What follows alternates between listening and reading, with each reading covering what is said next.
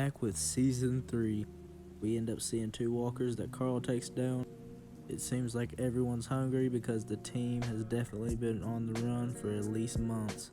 Carl ends up finding dog food about to eat it, but Rick takes it so he can't. They end up hearing walkers, so they gotta move to their next place. They throw out a map and try to figure out a location to stay. While everyone takes a break, Rick and Daryl go on a hunt. But they end up finding something way better than some food. A prison. So the team ends up making their way in. We see that Rick has a plan for them to take out the outside fence and live in there for a while. So Rick makes it to the fence, closes it off, and they kill all the other walkers outside. Which makes everyone super happy because they haven't had a place like this since the farm. As everyone's sitting by the fire and eating, Rick tells everyone to get some sleep and that tomorrow they're going to take out the other side of the prison. And we come back to see this is the woman that saved Andrea, named Michonne, as she slices through some zombies. Rick ends up opening the door and everyone gets close as they take out the walkers. They end up closing off the other side to where they can take C block. So that's what they do after they get the keys. And everyone ends up making themselves at home. We see while Andrew's been with Michonne, Andrew's been really sick. But Michonne tries to make sure she's okay, even though they have to move again. So Lori's talking to Hershel now about the baby being scared of it being born. But Hershel makes sure to tell her not to worry. The group, besides Carl, end up about to get ready to move to another block to open. But as soon as they go through it, they end up finding piles of walkers, in which one bites Hershel's leg. They run and take Hershel to a room to get ready to cut off his leg. But as soon as they get it off, Daryl notices that they got company. And they don't seem like they know what's going on. And we see that we're back with episode 2, as everyone packs up Hershel and leaves. But of course these prisoners weren't too smart because Daryl was just waiting for them. Rick makes sure to get everybody acquainted with the problem, as well as telling Glenn to make sure to stay by his side so Maggie don't have to be there by herself. The prisoners want to call their moms and see their families, but don't understand that none of that's here anymore. Rick tells them what actually happened and they don't believe him at first, but he ends up showing them the chaos that happened. We see that the prisoners actually want the cell block back that Rick and them took, so they say no, but they will help them take over another cell block. But Rick and them say they only take it out if they can get some food, so that's what they do. While Maggie thinks that she's saying her last words to Hershel. They end up teaching the prisoners how to kill a walker, which takes a minute, obviously. But they get the hang of it. And we see that Carl comes back with a bunch of meds. They figure out that Carl went into a random cell block and found them, which makes Lori mad and Carl mad too. What a kid. But sadly enough, the big black prisoner ends up getting bit. And with no hesitation, the other prisoner ends up taking him out. Pretty cold-blooded. So they finally get to the door where they're about to take the walkers out, in which that stupid prisoner throws a walker on Rick, but Daryl saves him just in time. And that's when Rick's had enough. The redhead prisoner and the other black prisoner end up standing still, while the other one runs into a bunch of walkers as Rick closes the gate off. We see that Hershel's heart stopped as Lori tries to give him mouth to mouth. It looks like Hershel bots into her, but in reality, he just woke up. The two prisoners end up getting their cell block, as everyone else enjoys a happy day seeing that Hershel actually lived. And we get a good conversation for Rick and Lori thanking each other. And as Rick walks away, Lori breaks down. And we're back with episode 3. We see a random helicopter actually flying in the air, but something ends up going out, making it crash. We see that this actually just happened, and it looks like we're getting an Andrea and Michonne episode. They end up going over to the helicopter wreck, where Michonne ends up chaining up her zombies. They end up taking a good look around until they hear someone. They end up going back to hide as they see a bunch of cars pull up. But sadly enough, Michonne's walkers were too loud. So as soon as they get caught, Andrea ends up hearing a familiar voice. And when I saw this part, I really thought I was dreaming.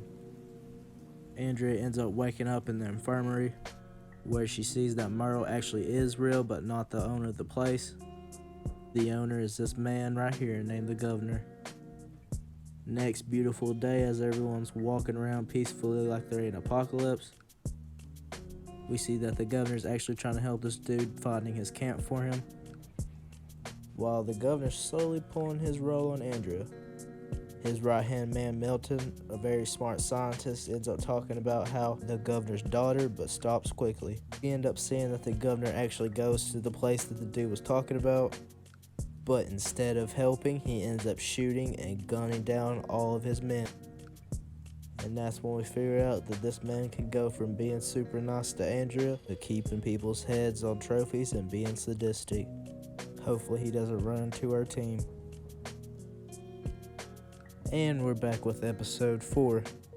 We start out with some random person leaving a body part and running away. We see that the group ends up joking around with Glenn, since you know, him and Maggie. They tell him that they need to calm down to help move the cars. But as soon as they're about to, the prisoners end up leaving their cell block and tell Rick and them that they can't stay in there. We see that Michonne doesn't trust the governor and is still trying to look around. As we can tell, he's hiding some secrets. Michonne ends up walking away as Herschel gets ready to walk. And while the others are out fixing all the cars, Rick ends up taking in the moment of seeing Herschel up on his feet. But they don't notice the walkers behind Carl.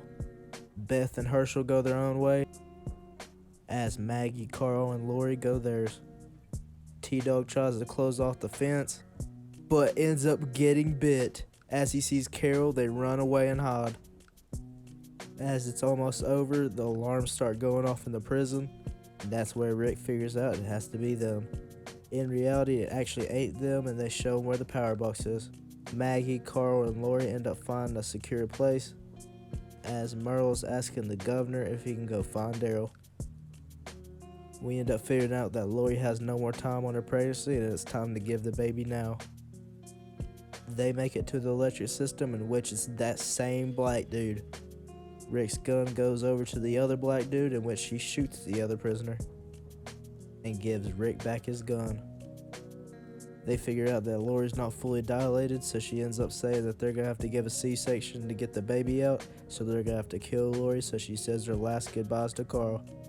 And Carl ends up shooting her, making sure she dies. As Rick, Daryl, Glenn, and the others finally get back, they try to look for Lori and Carl and the others, but end up hearing a baby's voice.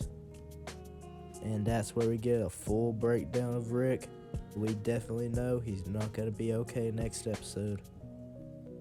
And we see that we're back with episode 5. We see that the governor is brushing his daughter's hair, but in reality we figure out his daughter is a walker. So does Michonne. We cut back to everyone holding on to the baby. Herschel says that they're going to need formula or the baby's not going to make it long. So Daryl and Maggie end up getting ready for a trip. We see Michonne ends up finding a locked crate at the governor's place with walkers in it. Michonne ended up killing them all, and I guess the governor wasn't too happy. So he goes to give her a sword as she's ready to leave. We see that the two prisoners are actually trying to help dig the holes for T-Dog and everyone that was lost. You can tell even though the governor's the weirdest person ever, he's still making a move on Andrea. And that's where Glenn finds Rick clearing out a cell block as he's going crazy, in which he almost hurts Glenn. Now we see how the people of Woodbury actually get their walkers. They end up putting a crate into the ground, and then they wait for all the walkers to get in and then pull it up, which Merle shows Milton just how crazy they really are. Maggie and Daryl end up finally finding a place to search, so as soon as they get in there, they find baby formula.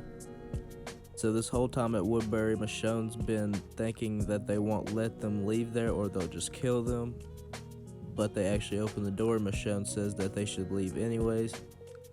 Andrea says it's stupid and she's staying, so Michonne goes her own way. We see that Daryl is actually standing up to take care of Rick's baby right now. And apparently the governor explains to Andrea that they take those walkers to put in this as two people fight with walkers around them. Rick, of course, still being insane, ends up hearing a telephone ringing, and I guess next episode we'll see who picks up. And we're back with episode 6, seeing that Michonne was right. Merle and their crew actually do come after you if you leave their team. But of course, Michonne, being crazy, pulls out her predator skills. Basically ends up killing them all, besides Merle, of course. Now Rick is talking to a woman, and she's saying she wants to talk to the leader. He ends up begging and says there's no leader, and ends up saying that they need a place safe to stay. And the call ends. But Merle doesn't want the governor thinking that he let everyone die, so he kills the kid off, blaming on Michonne. Rick ends up talking to the man for a minute, but out of nowhere, the man ends up knowing his name and ends up ending the call. Herschel finally comes in, and Rick explains everything that he's been hearing on the phones. And Herschel says he doesn't hear anything, but even at Rick's lowest, Herschel still believes him. We see that one of these doors are slowly pushing as Daryl's going to come back to it later, and we're going to find out something important of it. Michonne's making her getaway as she got shot in the leg by Merle, but as soon as she's about to leave, she ends up seeing Glenn and Maggie on the run. And that's where Glenn gets to see Merle for the first time back. But of course, he ends up getting a hold of Maggie, making Glenn come with him. And they end up leaving in the car and leaving all the stuff for the baby. And Rick finally figures out that all the people that's been talking to him has been Lori, his wife, and Jim, and everyone that died from the first group at the van. And that's where Rick finally knows it's too good to be true. Daryl keeps hearing that door open and shut over and over again until he keeps kicking it, opening it up, seeing that's where Carol's been. And as Rick finally gets his mind put back together, he sees the Michonne lady holding the baby formula, and Rick can tell this woman isn't a zombie. And we're back with episode 7, seeing that Merle's now interrogating Glenn and Maggie. Merle wants to know where his brother is and where they're all hiding out. But we see that Glenn's definitely got stronger than he was and starts taking the hits because he's not telling them where they are. Straight back to where we ended last episode, Rick's seeing Michonne. For some odd reason, he watches her as she fights off some walkers, but then ends up falling, passing out. But this time, Carl wanted to save her as Rick helps. She wakes up as Rick tells her that they're going to take care of her. But he also asks her that he needs to know how she had all that baby formula. And don't forget that they found Carol, so everybody's really happy to see her. Rick comes back with that question on how she got the formula. And that's where she says an Asian man and a young woman ended up getting taken away by a dude that ended up shooting her. And then Glenn and them said that it was a straight shot, so Michonne just followed.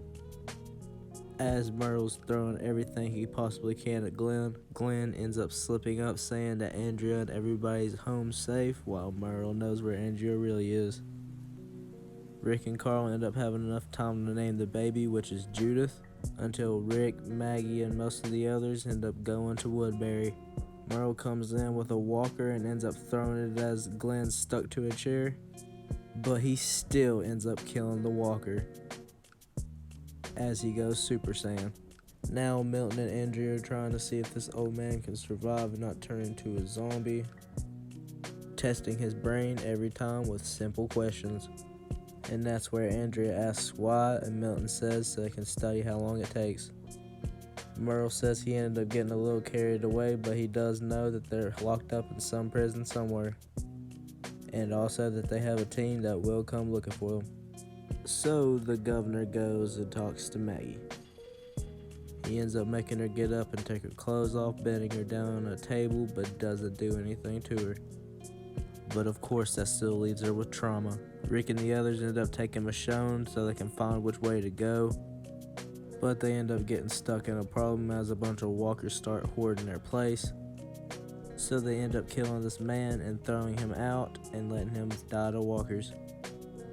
We see that the governor's not playing anymore. He tells him where's this place right now or he's gonna shoot him right in the head. But our team's probably gonna make sure that gets stopped soon.